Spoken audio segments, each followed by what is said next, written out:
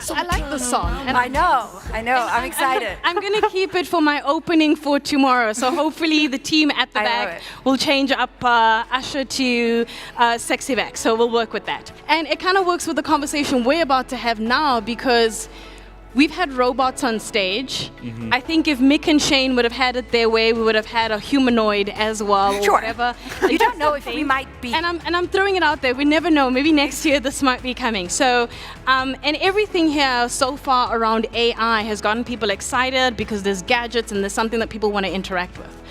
But the moment you bring in the topic of ESG, everyone's like, well, show me a gadget. Show me where this thing makes sense in my company, within my organization, and how to is it tangible for me, basically.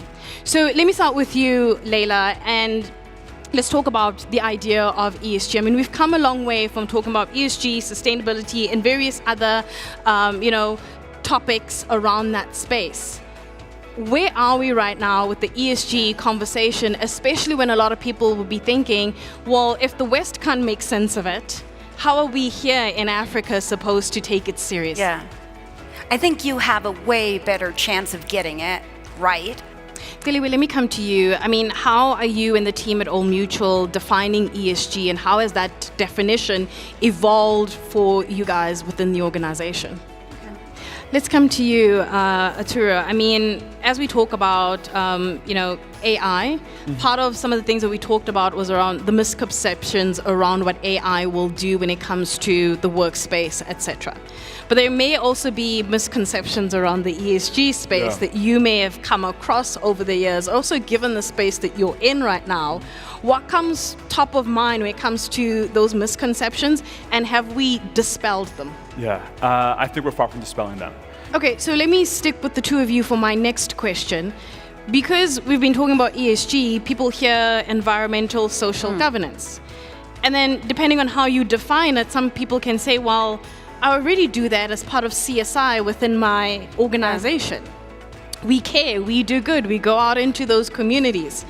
How do you then translate the differences between what you're doing as CSI within your organization, that it's something not necessarily the same as ESG strategy? Leila, do you so let me first, I'm a huge fan of the fact that you call it responsible business internally, and that you have I learned earlier today from a colleague of yours, a responsible business committee. And so invariably the future will favor the more efficient process. And I think that's why, for the way that we think about it is ESG is just part of the DNA of building a business that is built to last.